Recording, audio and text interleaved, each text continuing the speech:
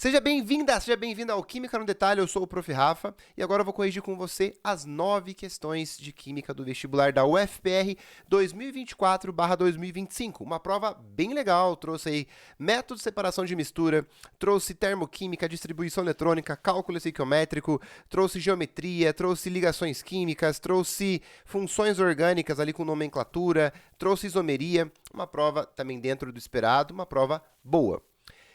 Inscreva-se no canal se não for inscrito ainda, curte esse vídeo, compartilha aí com quem fez essa prova e bora então entender as questões. A primeira questão que nós tínhamos aqui, né, eu sempre falo para os alunos, olha lá para o comando, né, eu falo para os alunos, olha para o comando, olha para as alternativas, veja que é uma questão aqui de separação de misturas, ó. Qual o método de separação e pelas alternativas, ó, tudo separação de misturas. Cada método de separação de misturas, ele tem ali sempre uma palavra-chave para ele. Por exemplo, filtração tem que ter um filtro para reter sólidos insolúveis. Quando a gente fala de destilação, você tem que estar esquentando uma mistura homogênea para que uma substância evapore e a outra não. Quando você e a que vai evaporar depois será condensada. Quando a gente fala, por exemplo, de flotação e de decantação, a gente pega uma mistura heterogênea, por exemplo, água e um sólido, né? E aí o que acontece? Você deixa em repouso. E aquele sólido insolúvel, ou seja, não se dissolveu na água, ele tem dois caminhos. Em repouso, ou ele vai descer, que chama-se decantar, ou ele vai subir, que chama-se flotar, né? Então, assim, ele vai ter a decantação ou a flotação. E quando você olha aqui para a questão, ele falava o seguinte, né? Ele dá um contexto aqui, ele fala que a espuma gerada carrega as partículas ali insolúveis contendo cobre para a superfície. Então, vamos ler aqui, ó. Deste modo, a espuma gerada carrega as partículas contendo cobre para a superfície. Então, ele dá aqui um contexto, as restrições de produção do período pandêmico, e vai explicando aqui. E aí, chega uma hora que ele vai fazer uma separação de misturas, e aí, dessa mistura, no caso, ele vai fazer um processo em que o cobre, desse modo, a espuma gerada carrega as partículas contendo cobre lá para a superfície. Qual é o método, então, que a gente acabou de ver, que pega ali, vai separar uma mistura, pegando uma substância ali insolúvel e jogando lá para a superfície, isso em repouso, embora ele não falou, é a flotação, ok? E aí, por isso que a resposta é a letra B.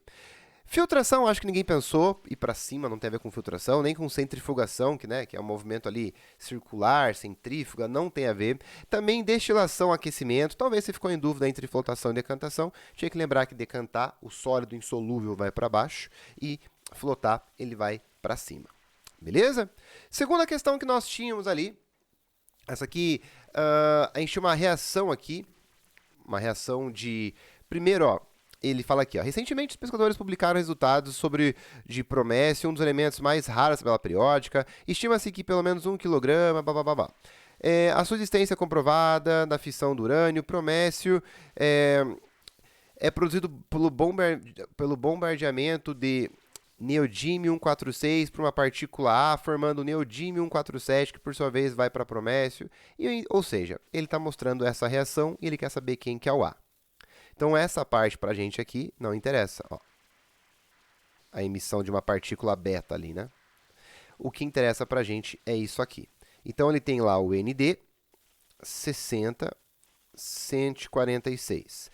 Aí, ele está sendo colidido com uma partícula. Ó, tem uma partícula aqui, ó, entrando, tá? Antes da seta, tá recebendo essa partícula. Se fosse pós-seta, estava saindo. E formou o ND, ou seja, não mudou o número de prótons. Só que agora tem 147 aqui, ó. Nós temos só duas partículas no núcleo, os prótons e os nêutrons.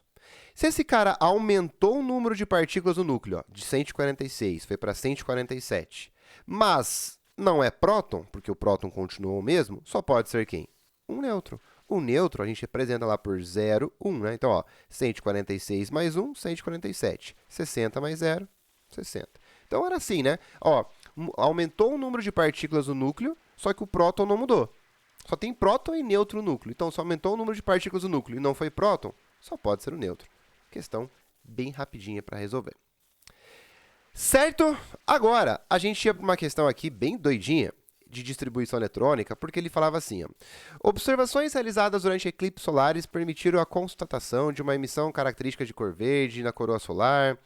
Apenas no início do século XX, evidências mostraram que esse elemento não existe. A emissão verde, na realidade, deve-se à presença do íon ferro altamente ionizado, ferro 13+. Talvez você pensou, nossa, 13+? Tá que tá errado? Não, 13+ mesmo, é o que ele colocou ali, perder 13 elétrons. Então, eu tinha que pegar o ferro 26, eu sempre falo isso. Quando você for distribuir um cátion, primeiro distribua como se ele fosse normal. Olha lá, estado fundamental, 1s2, 2s2, 2p6, 3s2, 3p6, 4s2, deu 20, 3d6. Agora, eu vou tirar 13 elétrons daí.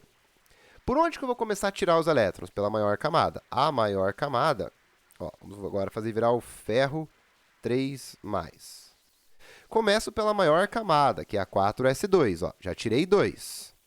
Agora, a maior camada é a terceira. Então, pego a parte mais energética dela e continuo tirando. Ó.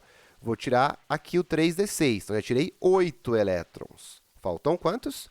Tem que tirar 13. Já tirei 8, faltam ainda tirar 5. Então, agora eu venho aqui no 3p6, tiro mais 5, vai sobrar quanto? 3p1.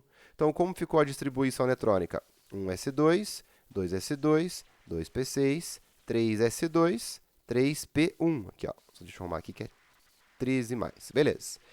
Pelas alternativas, você já percebe ali, ó, por mais que você não soubesse o que é esse colchete, já vou te falar o que é isso, ó, tinha que acabar em 3s2, 3p1, e por isso a resposta é a letra A.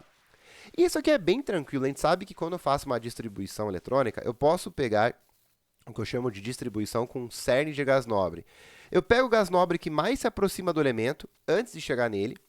Então, por exemplo, ó, ele falou aqui ó, que o neônio tem número atômico 10. Então, eu venho até o 10 aqui, ó, chamo de neônio e continuo a distribuição. É uma forma resumida de você distribuir.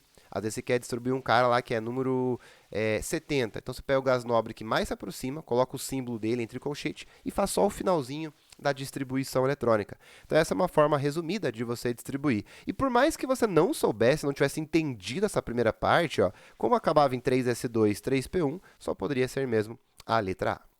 Beleza? Próximo exercício que nós tínhamos aqui, talvez fosse um cálculo estequiométrico já esperado, mas talvez pelo que eu ouvi, assim, os alunos sofreram um pouco mais nele. Mas foi mais uma questão de muito número e talvez na hora da prova você ficou um pouco nervoso. Mas ele deu uma reação química para a gente. E ele falou assim, ó, um dos pigmentos sintéticos mais antigos encontrados em paredes de tumbas é o azul egípcio, cuja fórmula é o CaCuSi4O10. O azul egípcio é produzido pela mistura, moagem e aquecimento de um minério de cobre, areia e calcário, conforme a equação aqui. Então, o cara azul lá que ele está falando, o azul egípcio é esse cara aqui, né? Em um experimento foram misturados 221 gramas do... Cadê o nome do cara? Do minério de cobre, 600 gramas de SiO2 e 1.000 gramas de CaCO3. Considerando que as massas molares do minério de cobre é 221, do dióxido de silício é 60, e do carbonato de cálcio, CaCO3 é 100, e do azul egípcio ali, né, que é o CaCuSi4O10, é 376, qual será a massa do pigmento azul egípcio obtido? Você fala, nossa, professor, aí não entendi nada, essa foi difícil, né? Na verdade, não. Se você olhar, ó, pelas proporções ali, ó, ele falou que tem 1 mol do minério de cobre, reagindo com 8 mols de silício ali, com 2 mols de carbonato de cálcio, e isso vai formar para a gente 2 mols do azul egípcio. Então, aqui eram a reação trazendo para a gente a estequiometria. Aí ele falou o seguinte, ó, eu fiz uma reação, estava a fim de fazer uma reação. Veja, por exemplo, o que essa reação me diz? Que 1 mol do minério reage com 8. Então, se eu pegar mais do que 8, vai estar em excesso. Se eu pegar 1 mol desse cara e pegar 9 desse outro, ele vai estar em excesso. Mesma coisa, 1 mol do minério de cobre, ele reage com 2 mols de carbonato de cálcio. Então, se eu pegar mais que 2 mols, vai estar em excesso. E aí ele colocou um monte de reagente e deu a massa de cada um. Por exemplo, ó, ele pegou 221 gramas, tá aqui, ó, do minério de cobre. Esses 221 gramas é exatamente a massa molar. Então, ele está dizendo que ele pegou 1 mol desse cara aqui. Tá vendo? Ó? Ele pegou 1 mol do minério de cobre. Tá aqui, ó, 221 gramas foi o que ele pegou. e a massa molar dele é 221 gramas. Entendeu aqui ou não? Ó, vou até cortar aqui para você ver, ó. Ó. Vou colocar aqui as substâncias aqui, ó.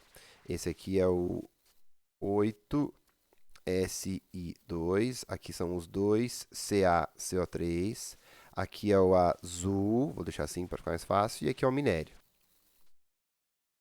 de cobre. Ó, ele falou que pegou 221 gramas do minério, e 221 gramas é a sua massa molar. Então, ele pegou exatamente 1 mol. Você concorda que o máximo que eu posso pegar, então, por exemplo, de SiO2 é 8 e de CaCO3 é 2? Sim, professor. Quanto que ele pegou de SiO2? Ele falou que pegou 600 gramas, e ele falou que a massa molar dele é 60. Então, peraí, 60 gramas é 1 mol. Massa molar. Então, 600 gramas, que são 10 vezes mais, são quantos? São 10 mols. Tá vendo que ele pegou já em excesso? Porque se eu pegar 1 mol do minério, o máximo que vai reagir de SiO2 são 8 mols. Se ele pegou 10, esse cara está em excesso. Sei que é a sua informação, então, eu não posso usar essa informação direta no cálculo estequiométrico, porque é uma informação que está errada. Beleza. Que mais? Aí ele falou que pegou 1.000 gramas. Ele falou que pegou 1.000 gramas de CaCO3. E ele falou que a massa molar do CaCO3 é 100. Então, se 100 gramas é 1 mol, 1.000 gramas, que são 10 vezes mais, são quantos? São 10 mols. Tá vendo que pegou muito acima do que deveria? Por quê? Se eu pegar 1 mol do minério, só precisa de 8 e 2. Se eu pegar 10 e 10, peguei muito mais do que precisava. Então, tudo isso serviu para ver que tinham 2 reagentes em excesso e as suas informações, do jeito que estavam dadas, estavam erradas, portanto. Então, quem é o cara que estava com as quantidades corretas, que é o reagente limitante? O minério, certo? O minério. E aí, a partir do minério, ele quer saber quanto que eu vou obter agora de sal.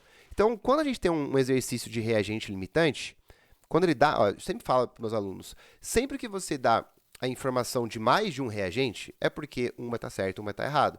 A gente viu que as quantidades do SiO2 e do CaCO3 estavam bem acima do que deveriam. Então, o reagente na quantidade limitante correta ali era o minério. O que a gente tira daqui agora? Sabendo as informações de uma substância, informações corretas, eu deduzo do outro.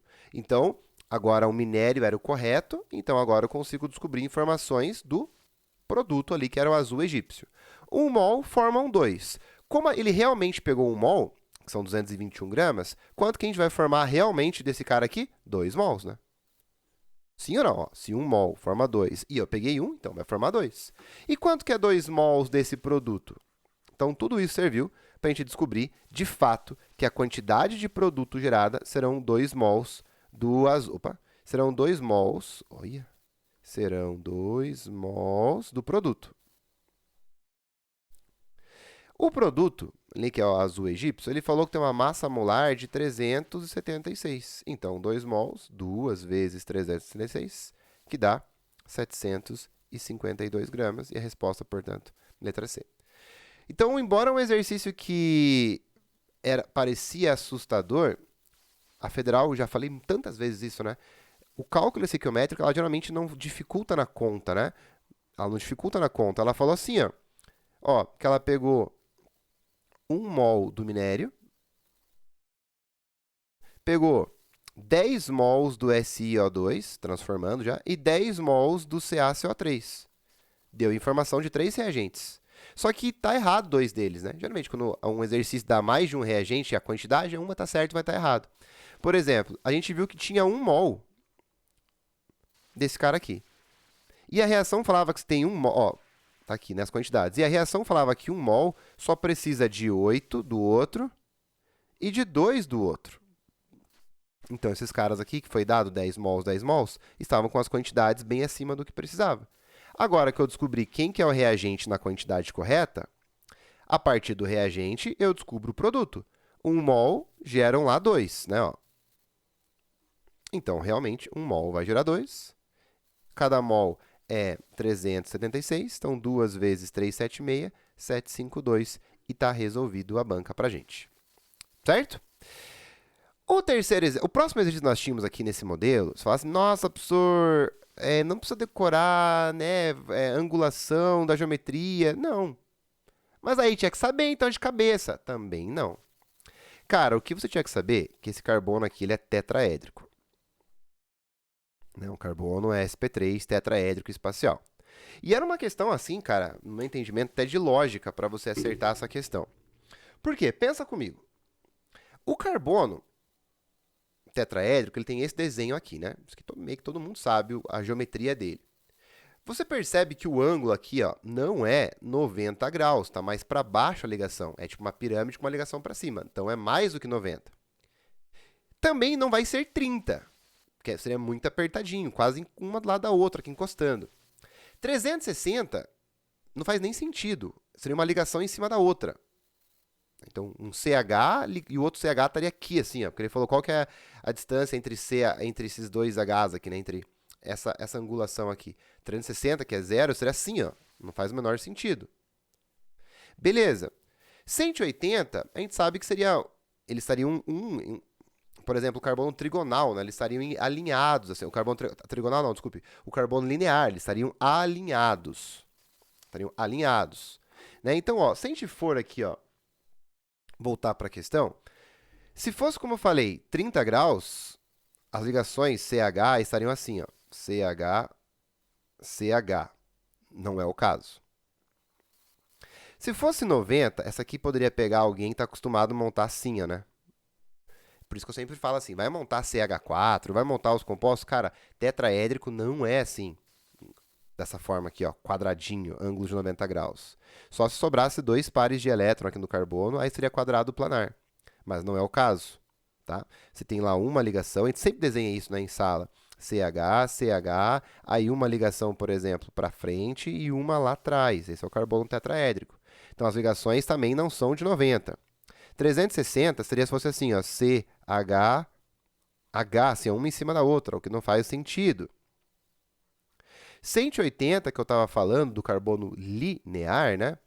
180 seria se o carbono tivesse assim, ó, CH, H, 180, que seria o carbono, por exemplo, quando ele está na geometria trigonal dele. Mas CHH não tem como dar trigonal só, né? Eu tô com essa palavra trigonal na cabeça. Esse carbono C tripla e simples aqui, né? Que é o carbono linear, tem ângulo de 180. Então, aquele CH ali de cima não tem como ser 180, até pelo próprio desenho que ele deu. E aí, só por eliminação, seria 110. Então, não precisava decorar. Não precisava decorar, tá? A não ser que ele desse assim, tipo 108, 109, 110. Na verdade, a geometria aqui, né?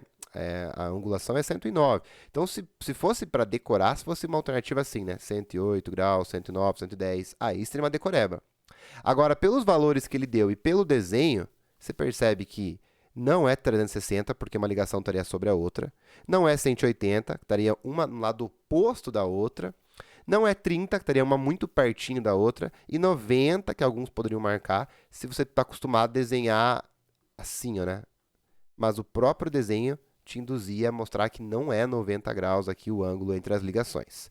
110. Certo? Então, uma questão assim, aquela meio aleatória que eu falo, que todo ano cai de química, essa para mim foi aleatória, porque o aluno nem precisava saber de química para acertar isso aqui, né? Era só ele ver o desenho e perceber que a única angulação mais próxima aqui seria 110, tá? E eu falei algumas vezes aqui do carbono trigonal, né? Deixa eu só retomar com vocês aqui, ó.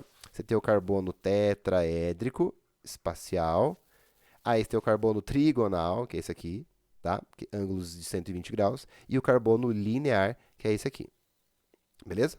Só para você não... que eu falei trigonal 3 vezes de trigo. Ó, pegou? Tá, chega disso, né? Então, beleza. Questão número 24. Também, todo ano eu falo, a Federal não enjoa de cobrar ligações iônicas. Todo ano cai ou a propriedade dos compostos iônicos são compostos sólidos ou deduzir que é um composto iônico. Todo ano tem uma questão sobre compostos iônicos. Professor que não percebeu isso ainda, como que você não percebeu que todo ano tem alguma coisinha de ligação iônica? Aqui ele tinha um metal ligado e uma parte que não tinha metal. Então, você vai ter um cátion, que é um metal, que é quem perde elétron, e vai ter aqui um monte de átomos fazendo covalente, formando a parte negativa, formando então aqui ó, um cátion e um ânion, um preso ao outro. tá? E isso aqui, ó, cátion e ânion, um preso ao outro, é uma ligação iônica. Metal com ametais é ligação iônica. Tá? A gente sabe que por mais que você tenha, por exemplo, ó, C tripla N, ligações covalentes, e eu coloco um Na aqui, né? O Na ele perde um elétron para esse carbono. Então você vai ter Na, CN, no caso o Na perdendo um elétron, e essa parte que sobrou CN recebendo o elétron, aqui o cianeto de sódio, né?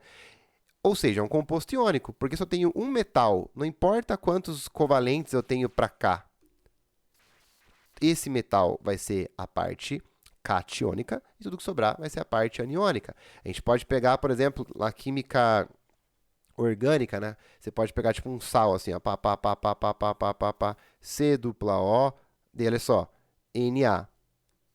Esse aqui é um sal. Metal com ametal, o metal perde, o ametal ganha. Então a gente tem uma ligação iônica aqui. Então isso aqui é o cátion e tudo isso aqui é o ânion. Uma ligação, portanto, iônica, um composto iônico. Então o metal com esse monte de ametal aqui vai formar o cátion e o ânion. Metal com ametal, cátion com ânion, um preso ao outro, ligação iônica. Ok? Beleza. Próxima questão que nós tínhamos, uma questão de ΔH. Eu tava com meu coração bombando que ia cair cálculo de ΔH, tanto que na revisão de véspera para o UFPR, eu fiz 2 dias seguidos, um dia eu fiz por formação e um dia eu fiz por lei de Hess, porque no meu coração estava dizendo que a Federal ia trazer ΔH da segunda fase, que é um assunto, talvez o segundo assunto que mais cobrado, para a primeira fase. O que ele queria aqui? Lei de Hess, né? Ele queria calcular o ΔH dessa reação 3. Como que eu faria isso? Eu ia pegar essas duas reações aqui de cima que eu sei o ΔH, ajustá-las, somá-las para virar a reação de baixo. Acabou. Como que eu faço isso? Vou lá na reação que eu quero. Quem é o primeiro que me interessa? O N2. Qual reação tem o N2? A primeira, a reação número 1. Ih, mas tem 2 N2, professor. Eu só quero um. Ó, eu quero um N2 no reagente. Achei ele, lá na primeira reação. Ele está no produto e tem 2. Então, essa reação eu vou ter que inverter e ainda dividir por 2. Então, primeiro eu vou inverter ela para você ver. Ó. Então, 2N2 mais 6H2O, dando 4NH3 mais 3O2. Agora, eu vou dividir por 2. Então, 2 por 2 a 1. Aqui vai ficar 6 por 2, 3. 4 por 2, 2, e 3 dividido por 2, 3 meios, né? Beleza. Agora, 1,5 no caso. Agora a gente vem aqui para a segunda, volta lá para a reação que a gente quer. Como o O2 apareceu em duas, sempre falo para os alunos, né? Ó, a próxima substância que me interessa é o O2. Como ele apareceu em duas, eu pulo ele. E eu penso no próximo. Eu consigo resolver sem pensar no O2, porque eu tenho que pensar no O2 somando as duas reações, tem que sobrar apenas um. Então, eu vou para o próximo. Qual é a próxima substância que me interessa lá na reação que eu quero? O 2NO. Ele só está em uma reação. Ó, quero 2 e no produto. Só está em uma reação. Então, é bem fácil ajustar aquela reação. Só tem que pensar nela, né? Tá no produto já? Tá. Só que está com 4. E eu quero com quantos? Com 2. Então, eu divido por 2. Então, vai ficar assim, 2NH3, né, dividindo já. 5 dividido por 2, 5 meios de O2, dando 2NO mais 3H2O. O que você faz agora? Será que deu certo? Mexi com as duas? Teoricamente, acabei o exercício. Vou tirar a prova real. Substâncias iguais do mesmo lado, a gente soma. Substâncias iguais em lados opostos, você corta. Ó. Então, 2NH3 menos 2NH3 dá 0. 3H2O menos 3H2O dá 0. Agora, ó, 5 meios e 3 meios. 5 meios é 2,5. 3 vezes por 2 é 1,5. Então, ó, 2,5 menos 1,5, esse cara morre e aqui vai sobrar apenas 1. Então, o que sobrou para a gente? N2 mais 1O2, dando o quê? 2NO. Deu exatamente a reação que a gente queria. Tirei a prova real. E agora, então, como é que se deu certo, agora é só ter calma na hora da prova e não errar de bobeira. Então, você vai pegar assim, o ΔH vai ser o ΔH da reação 1 mais o ΔH da reação 2. Então, o ΔH será o ΔH da reação 1, a gente inverteu e dividiu por 2. Então, ele vai ficar mais 1.268 divididos por 2. Né? Invertemos e dividimos. Mais o segundo, a gente só dividiu por 2. Então, vai ficar menos 904 divididos por 2. Essa é a continha que você tinha que lidar na hora da prova. Então, 1.268 divididos por 2 deu 634. Menos 904 divididos por 2, menos 452. Né? Mais com menos a menos. E aí, menos 452 com mais 634 dá mais, então, ΔH igual a mais 182. Uma reação, portanto, endotérmica. Né? Variação positiva de ΔH. 182 quilojoules e já era. Beleza? Então, tá aí mais uma reação lei de Hess feita. Aí, finalmente, chegávamos em duas questões aqui de química orgânica para caminhar para o final dessa correção. A gente tinha, muitas moléculas orgânicas têm mais de uma função orgânica em sua estrutura. Qual delas tem uma função mista? Então, caiu funções orgânicas com nomenclatura, que a UFPR gosta, mas de uma forma um pouco mais criativa. Por exemplo, quem é o acetato de etila? Isso aqui é um éster, é uma função só. Acetato quer dizer 2 carbonos, de etila, né, um éster mais 2 carbonos, está aqui. E aí completo com hidrogênios. Então, o acetato de etila é um éster, apenas uma função. O acetileno é o etino, né? Ou, para você não lembrasse, acetileno, mas vem de etino, ou digamos que você tivesse montado o eteno. Estava na mesma, porque seria apenas um hidrocarboneto, né? Então, não tem mais de uma função.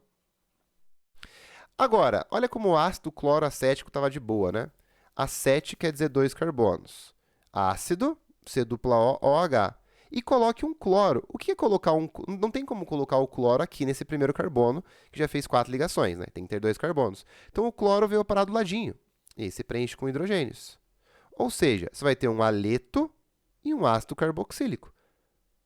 Igual tem a feral Jacobou hidroxiácido, aminoácido e agora um aleto ácido, né? Um cloro ligado num ácido carboxílico. Inovou, mas trouxe sempre a mesma coisa, o ácido com mais uma função. Então, aqui nós tínhamos a resposta, né? Mais uma vez, 2 carbonos, ácido carboxílico é C-OH, então esse carbono já fechou 4 ligações, vou colocar o cloro aqui, então temos uma função mista, aleto e ácido. Professor, o que é anidrido acético? Anidrido é quando você desidrata um ácido. Acético quer dizer 2 carbonos. Então, o anidrido acético é pegar o ácido acético e tirar uma água dele. Então, vai ficar assim, ó. O que significa... Professor, mas não são duas funções aí? Não, é só uma. Anidrido é uma função. É quando você pega um ácido e desidrata ele. Se eu desidratar o ácido etanóico, eu falo que é o anidrido etanóico, que é o acético, né?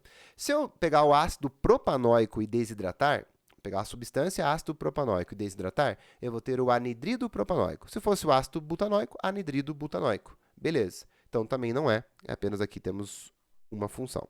E o cloreto de acetila, que talvez alguns puderam caminhar perigosamente por essa função, o acetila, né, cloreto D, quando ele fala D ali, o acetila, então ele vai ter lá o C-O, tá? Então, assim, ó, cloreto de acetila, seria esse cara aqui, ó. Professor, não são duas funções aí? Não, esse cara aqui, ó, cloreto de acetila, que é o nome usual, na verdade, né? Esse cara aqui é a função aleto de ácido. Você tem lá C-O e um X, é o aleto de ácido. No extensivo do Química no Detalhe, a gente trabalha na última aula de funções orgânicas, tem aquelas outras funções menos famosas, como imina, como tiol éter, aleto de ácido, né?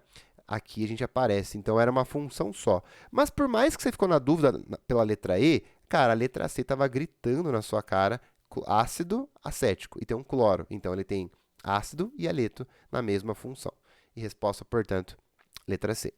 E para acabar a nossa correção, às vezes eu vejo correção de física por aí, 10 minutos, 12 minutos. Então, você vê como a prova de química ela é mais trabalhosa que a prova de física. Veja, às vezes, veja, eu estou indo aqui, assim, não estou correndo, mas também não estou me enrolando. A gente está indo num tempo bom e já tem aí quase 30 minutos de aula, porque a química exige um pouquinho mais da gente, né?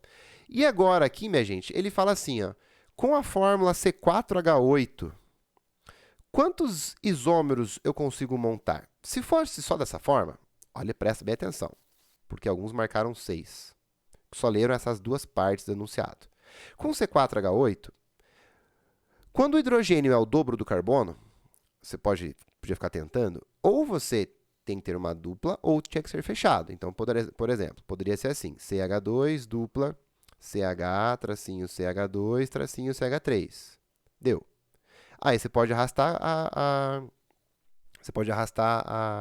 dupla, ficando assim, CH3, CH dupla, aqui CH, dupla, CH, tracinho CH3. Ah, Vitor, você colocou um H para baixo ali. Tá bom, vou arrumar para não ficar com raiva de mim. Tá aqui. Já mudou.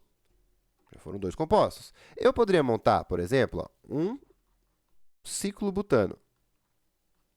Eu sei que está pensando já no enunciado, mas estou falando só quem leu só isso, porque algumas pessoas marcaram 6 porque acharam assim, ó. Beleza, tá vendo que aqui, ó, eu montei por enquanto quantas versões aqui? Opa, tem que colocar um CH3 aqui, né? Agora sim. Beleza. E ainda, tem mais um aqui, ó, que eu já vou montar, que é esse cara aqui, CH3, CH3, fazer uma cadeia ramificada, né? CH2, tá aí. Desse jeitinho aqui, ó, a gente já montou por enquanto 5, né? Só que, quando a gente tem dupla entre carbonos, se cada carbono tiver 2 coisas diferentes, tem o caso cis e o caso trans. Por exemplo, o but1-eno, que foi o primeiro aqui que a gente fez, a dupla está no carbono 1, né? E aí você tem esse carbono da ponta aqui com 2 hidrogênios, então são 2 coisas iguais. Por mais que eu gire um lado, troque H com H, dá a mesma coisa. Já o but2-eno, se você olhar, você tem assim, ó, o carbono com dupla ligado num... Deixa eu até fazer diferente aqui para você. Ó, você tem esse carbono aqui, ó, ligado no CH3 e num H. Não são 2 coisas diferentes? E o carbono da direita também está ligado num H e num CH3. Não são coisas diferentes? Sim. Então, o but2-eno, ele tem a versão cis dele e a versão trans, que são 2 substâncias diferentes.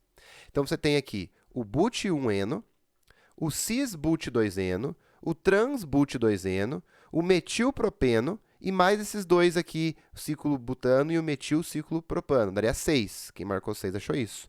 Mas o que acontece é que ele só queria alceno. Eu acho que quem errou essa errou de bobeira por esse motivo. Alceno quer dizer que tem que ter dupla entre carbonos. Uma dupla, né, entre carbonos. Então, esse cara não pode e esse cara não pode. O que sobrou para a gente, então? O but1-eno. Então, o que sobrou para a gente? O but1-eno. Sobrou o cis-but2-eno. Sobrou o trans-but2-eno. E sobrou aquela cadeia ramificada lá embaixo, que é o metilpropeno. Quantos isômeros você conseguiu montar colocando dupla? Apenas 4, que era a resposta da questão. E assim chegamos ao final da correção. Espero que você tenha gabaritado essa prova ou chegado muito perto disso. Se você ficou com alguma dúvida, escreve aqui nos comentários, chama. E se você tem mais provas pela frente, tem segunda fase da UFPR, vem aqui para o Discursivas do Química no Detalhe, que já começa na sequência após a prova acontecer e já abre o Super Discursivas. Então fica atento aí no Instagram para pegar as datas de abertura, fazer a sua inscrição e gabaritar também a segunda fase. Se você acabou não indo tão bem e precisa evoluir em Química, talvez não foi suficiente ainda, vem para ainda tem o Enem, que vai acontecer em breve, você pode se matricular no Super Enem ou já pensar no extensivo 2025 do Química no Detalhe. Certo? Então, beijo no seu coração, tamo junto, até a próxima, tchau, tchau.